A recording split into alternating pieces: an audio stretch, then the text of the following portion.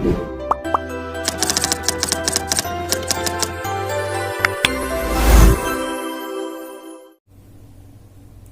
दोस्तों, स्वागत है आपका हमारे चैनल C2 अकेडमी पर। इस वीडियो में हम परसेंटेज की क्लास 6 को कवर करेंगे। पीछे हमने क्लास 5 तक कवर कर लिया है। यदि आपने वे वीडियोस नहीं देखी हैं तो आप इस वीडियो के डिस्क्रिप्शन में जाकर देख सकते हैं, या फिर हमारे वीडियो पर हमारे चैनल पर जाकर प्ले लिस्ट बनी हुई है, वहाँ से आप सारे वीडियोस देख सकते हैं। तो चलिए दोस्तों, शुरू करते हैं।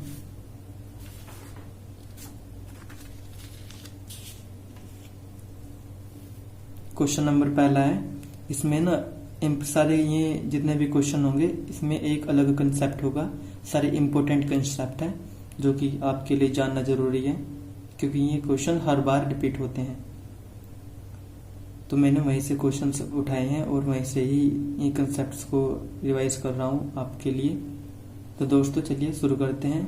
जो पहला क्वेश्चन है वह कि एक चुनाव में 2 उम्मीदवारों ने भाग लिया, 10% लोगों ने मतदान नहीं किया, 2500 मत अवैध हो गए तथा वैध मतों का 55% जीतने वाले को प्राप्त हुआ तथा वह 2000 मतों से जीत गया। मतदान सूची में कुल कितने व्यक्ति थे? आपको क्वेश्चन थोड़ा अजीब सा लग रहा हो, लेकिन ये क्वेश्चंस आते हैं एग्जाम में। इजी क्वेश्चन हम कर चुके हैं, अब थोड़े से एडवांस क्वेश्चन करेंगे इस वीडियो में। तो चलिए दोस्तों करते हैं इसे। इसमें क्या कहा गया है देख लीजिए। पहले कि एक चुनाव हुआ, उसमें उम्मीदवार थे, उन्होंने 2 उम्मीदवारों ने भाग लिया। उसमें से 10% लोगों ने मतदान दिया ही नहीं और 2500 अवैध भी हो गए। जो वैध वोट बचे उनमें से 55% तो जीतने वाले को प्राप्त हुए, तो हारने वाले को 45% प्राप्त हुए होंगे और जीतने वाला क्या 2000 मतों से जीता। अब मतदान सूची में कुल कितने व्यक्ति थे ये बताना है हमें। तो कैसे करेंगे इस क्वेश्चन को?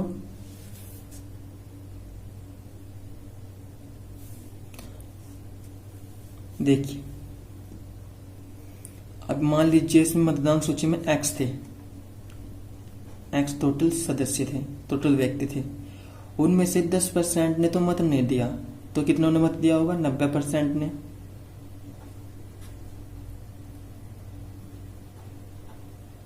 अब ये हमारे पास वे मत है जो दिए गए हैं। अब इनमें से जो 2500 है वह अवैध हो गए,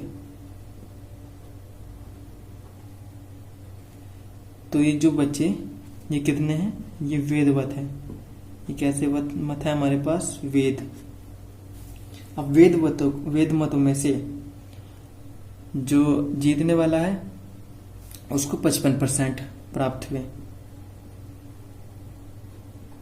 तो हारने वाले को 45% प्राप्त हुए होंगे। अब जीतने वाला हारने वाले से कितने प्रतिशत अधिक वोट प्राप्त कर रहा है? 10%। लेकिन क्वेश्चन में दिया गया है वह 2500 वोट प्राप्त कर रहा है एक्स्ट्रा वैध मतों का। अब वैध मतों का 10% यदि 2500 है, वैध मतों का 10% है 2500।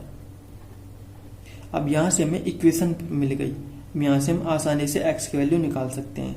चलिए सोल्व करते हैं इसे। कैसे करेंगे?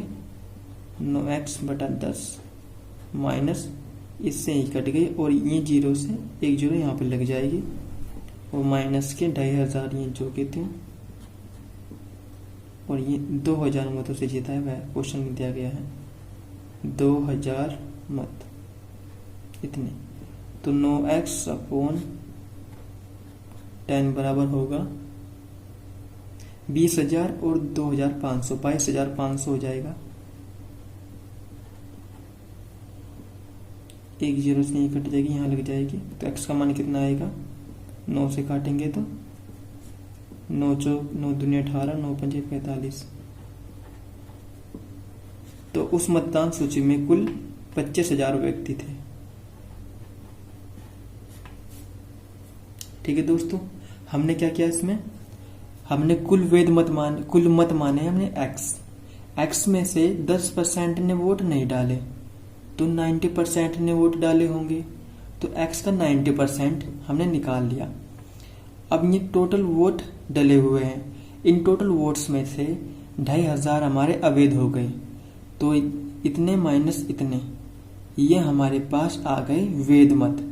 टोटल में से अवैध मत निकाल लिए तो वैध मत हमारे पास आ गए। अवैध मतों का जो है 55% जीतने वाले को प्राप्त हुआ, 45% हारने वाले को प्राप्त हुआ। तो जीतने वाला हारने वाले से 10% अधिक वोट प्राप्त कर रहा है, और इन 10% की वैल्यू दी है क्वेश्चन में 2500। अगर क्वेश्चन में 2500 वैल्यू दी है, तब देखिए दोस्तों, तो वैध मतों का 10% 2000 है।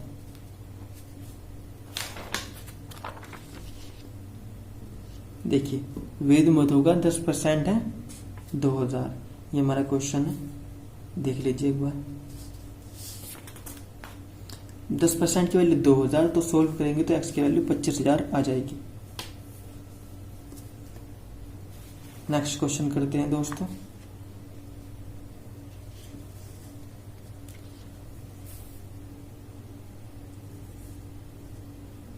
क्वेश्चन नंबर 2 कहता है कि एक सेल्समैन को कुल बिक्री का 12% कमीशन मिलता है और 15,000 रुपए से ऊपर की बिक्री पर 1% बोनस भी मिलता है। अगर सेल्समैन की कुल आमदनी 7,650 रुपए है तो कुल बिक्री ज्ञात कीजिए। अब क्वेश्चन में क्या कहा दोस्तों कि कोई सेल्समैन है, वह जब कुछ भी सामान बेचने जाता है तो जितने भी बिक्री करता है ना, उसे उसमें 12% उसका कमीशन है, यानी 12% वो रखेगा ही रखेगा। 12% तो रखेगा ही। अगर वह 15,000 से अधिक की बिक्री कर देता है तो वह 1% बोनस और रखेगा। यदि उसकी बिक्री 7,650 रुपए है तो कुल बिक्री याद करनी है।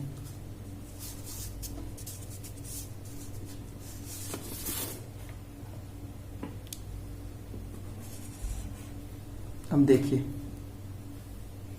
मान लीजिए कि उसकी कुल बिक्री x थी। x से इसलिए क्वेश्चन कर रहा हूं कि सभी क्वेश्चन x से नहीं होते, लेकिन कुछ क्वेश्चन जो होते हैं ना, अगर वो x से करे तो काफी आसान होते हैं। XPT कुछ भी मान सकते हैं आप। तो x मान लो कुल बिक्री है। अब कुल बिक्री का 12% तो उसे प्राप्त हो ही रहा है,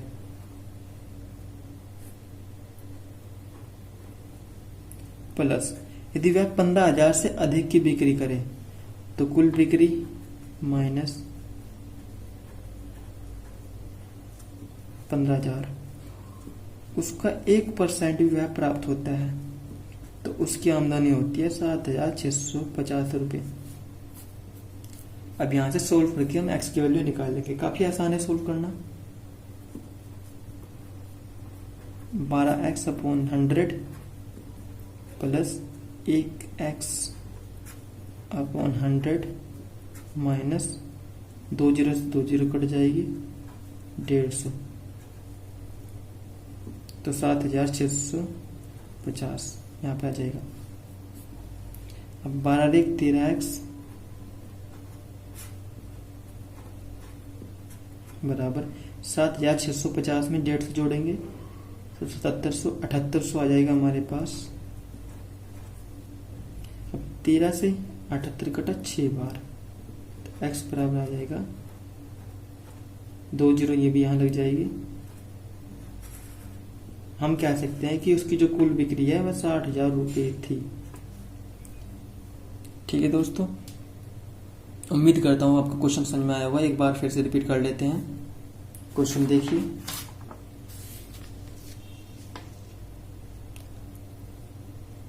एक सेल्समैन को कुल बिक्री का 12% कमीशन प्राप्त होता है और 15,000 से ऊपर की बिक्री पर 1% और बोनस मिलता है।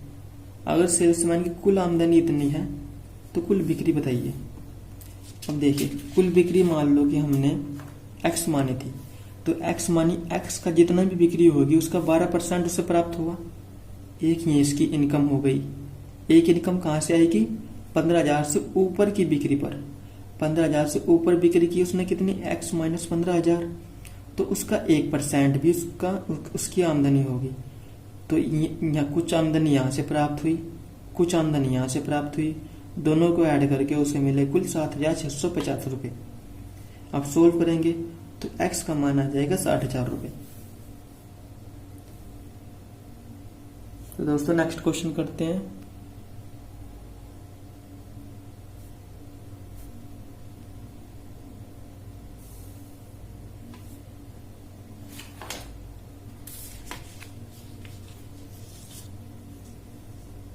अभी क्वेश्चन नंबर 3।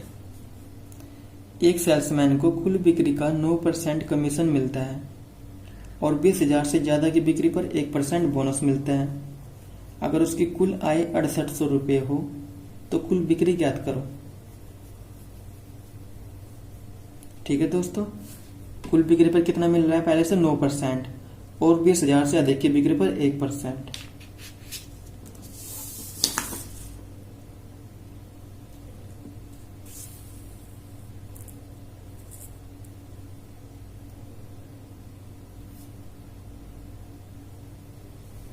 तो देखिए, मान लो कि उसकी कुल बिक्री x थी। अब 9% तो उसे कुल बिक्री पर मिल ही रहा है, इतनी तो उसकी आमदनी होगी ही होगी। प्लस अगर वह 20,000 से अधिक की बिक्री करे, यानी x माइनस 20,000, अगर मान लो उसने 21,000 की बिक्री की होगी तो 21,000 माइनस 20,000 जो 1,000 मिलेंगे उसे एक्स्ट्रा, उस पर वह 1% कमाएगा। जितनी भी होगी, हमने एग्जाम्पल के लिए 21,000 ले ली या 25,000 मान लो लेता है।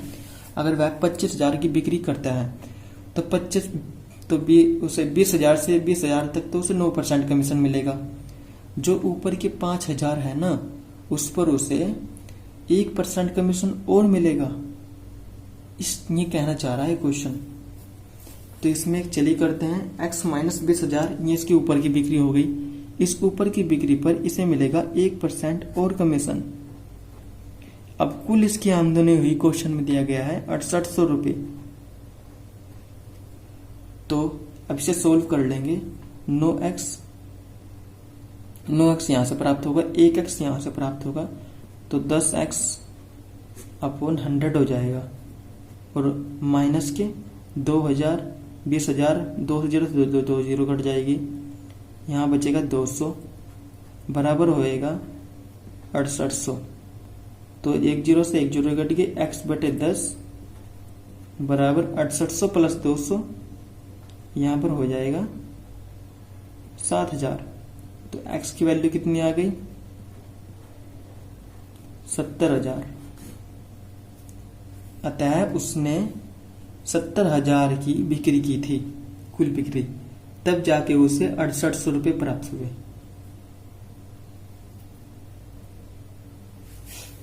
ठीक है दोस्तों, उम्मीद करता हूं आपको क्वेश्चन समझ में आया होगा।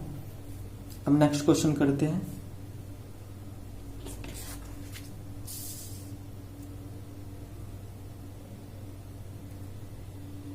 अब है क्वेश्चन नंबर 4।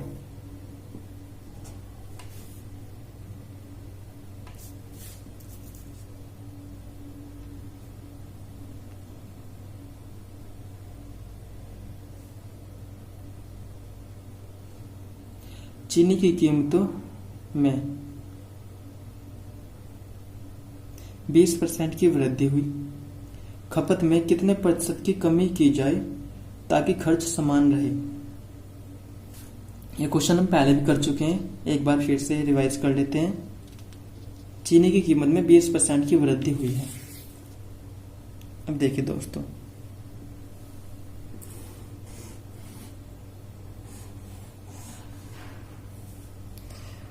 प्राइस में कितनी हुई है, 20% की वृद्धि।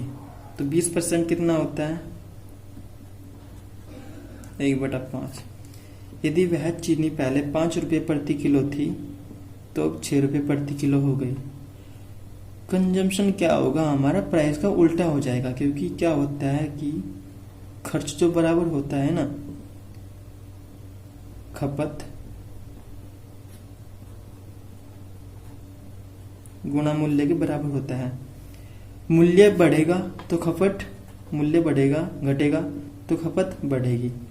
यदि मूल्य बढ़ेगा तो खपत घटेगी, उस केस में जब खर्च समान रहे। अब यहाँ पर खर्च समान है तो मूल्य क्या है, बढ़ रहा है, 5 से 6 हो रहा है, तो खपत 6 से 5 हो जाएगी। अब क्वेश्चन में पूछा है कि खपत कितने प्रतिशत कम की जाए, तो कितने कम की जा रही है, एक कम की जा रही है, कितने पे, 6 पे, तो गुना 100, तो कितनी कम की जाए, माइनस 6 कम 6, 6 छंग 36, 16 से 2/3% की कमी की जानी चाहिए खपत में, तब जाकर खर्च समान रहेगा। नेक्स्ट क्वेश्चन करते हैं, क्वेश्चन नंबर 5।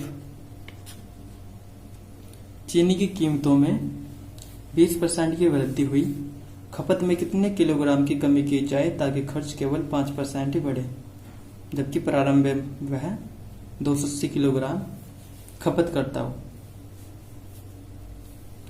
अब देखिए दोस्तों, ये क्वेश्चन कुछ अलग है, तो इस क्वेश्चन को करेंगे हम। कीमतों में 20% की वृद्धि हुई और खर्च भी बढ़ रहा है, कितना, 5%।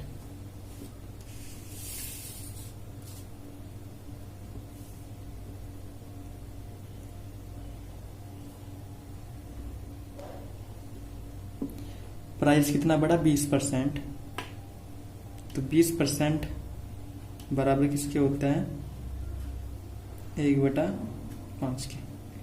प्राइस 5 से 6 हो रहा है, कंजम्पशन हमें पता नहीं,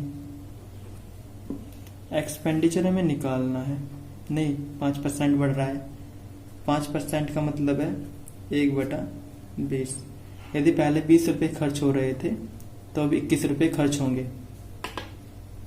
हमें पता है दोस्तों कि जो खर्च है वह बराबर होता है प्राइस इंटू कंजप्शन। तो कंजप्शन निकालना हो तो एक्सपेंडिचर अपॉन प्राइस, तो कंजप्शन कितना होगा, 20/5 और 21/6, 3 सत्ते 21 और 3 दूनी 6। इसको रेस में बदलने के लिए 2 से गुना कर देंगे दोनों, और 2 चौका 8, 2 सत्ते 14, 2 का 7 का 7। तो अब देखिए दोस्तों, पहले कितना हो रहा था, 8, अब हो रहा है 7, लेकिन क्वेश्चन में दिया है 280, तो 8 की वैल्यू दी गई है क्वेश्चन में 280, हमें निकालना है 7 पॉइंट की वैल्यू, तो कितना निकलेगा, 8 या 24, 8 पंजे 40, 7 पंजे 35, 7 या 21 और 3 24। यदि पहले वह 280 किलोग्राम खर्च कर रहा था तो अब 245 किलोग्राम खर्च करेगा। ओके दोस्तों, अब क्वेश्चन नंबर करते हैं हम 6। इजी क्वेश्चन था, शायद आपको समझ में आ गया होगा।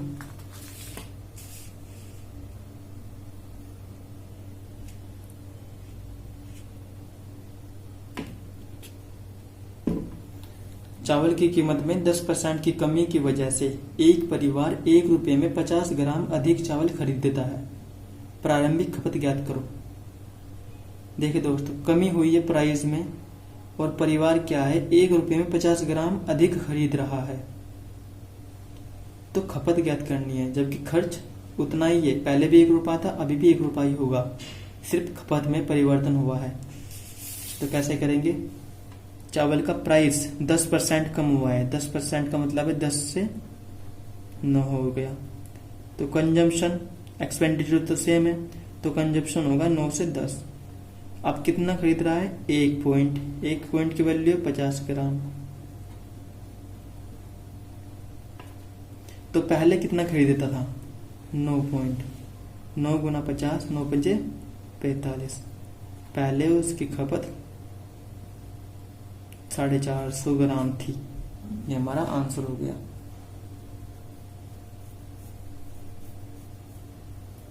इसमें 1 रुपये का कोई यूज नहीं होगा, सिर्फ ये बताया गया है कि खर्चा पहले भी समान था और अभी भी समान है।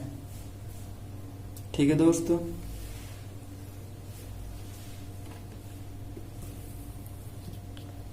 तो दोस्तों नेक्स्ट क्वेश्चन करते हैं।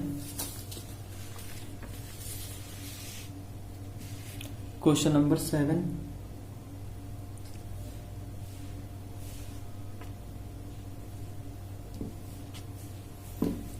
एक आदमी अपनी आय का 60% खर्च करता है। अगर उसकी आय 15% बढ़ जाए और खर्च भी 15% बढ़ जाए तो उसकी बचत में कितने प्रतिशत बदलाव होगा। आय का 60% खर्च करता है, खर्च भी बढ़ रहा है 15% और उसकी आय भी बढ़ रही है, तो बचत ज्ञात करनी है। तो देखिए दोस्तों ये क्वेश्चन कैसे होगा। हम आपको पहले बता देते जो आय होती है बराबर होती है खर्च प्लस बचत। बोल सकते हैं कि इनकम बराबर एक्सपेंडिचर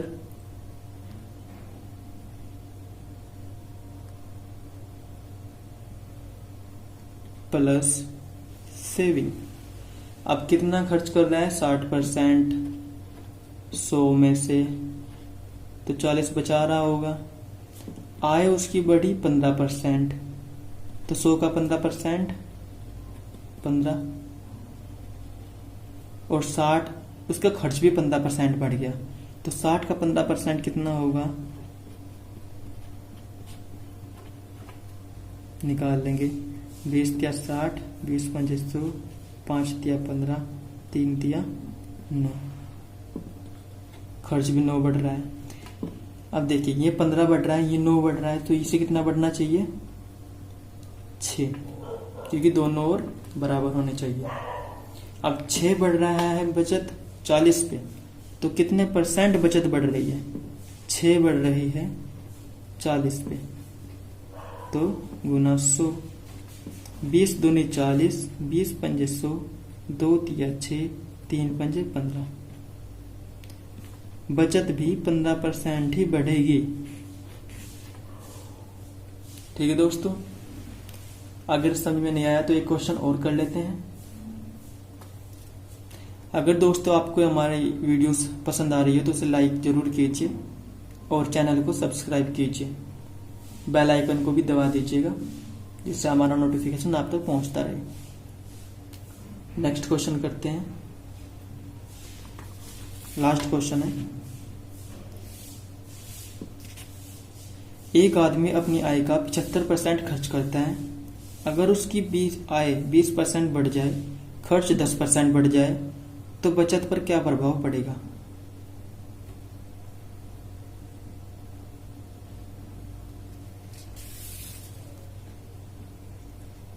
तो दोस्तों ऐसे ही लिखना है आपको, इनकम एक्सपेंडिचर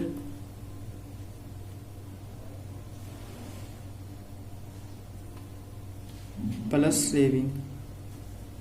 उसमें खर्च बढ़ रहा है 75%, आय हमारी 100 थी तो बचत बढ़ेगी 25। क्वेश्चन में दिया गया है कि उसकी आय 20% बढ़ गई, तो 100 का 20% 20 होगा और बचत जो खर्च है वो 10% बढ़ा। 7.5 का 75 का 10% 7.5 होगा। तो 20 में से 20 आए हैं, 7.5 खर्च कर दिए, बचे कितने 12.5। यदि पहले बचत 25 थी तो अब कितनी बढ़ गई 12.5। ये बढ़ोतरी है, तो 12.5 25 का कितने % है 12.5 दूनी 24 तो 50। उसकी बचत में 50% की वृद्धि हो जाएगी इस सिचुएशन में। पहले आय 100 थी, 75% खर्च किए, 25 बचे, आय 20% बढ़ी, एक्सपेंडिचर 10% बढ़ा, तो बचत कितनी बढ़ेगी 12.5। कितने पे 25 पे, तो 100 पे कितनी बढ़ी 50%। ठीक है दोस्तों, तो दोस्तों इस वीडियो में इतना ही। इस वीडियो में हमने काफी इम्पोर्टेंट कंसेप्ट को डिस्कस किया है। इन क्वेश्चंस को एक बार रिवाइज जरूर कर लीजिएगा। थैंक्स फॉर वॉचिंग दोस्तों, मिलते हैं नेक्स्ट वीडियो में। तब तक हमारे चैनल को सब्सक्राइब कीजिए, लाइक कीजिए और वीडियो को जितना हो सके शेयर कीजिए। Thanks for watching.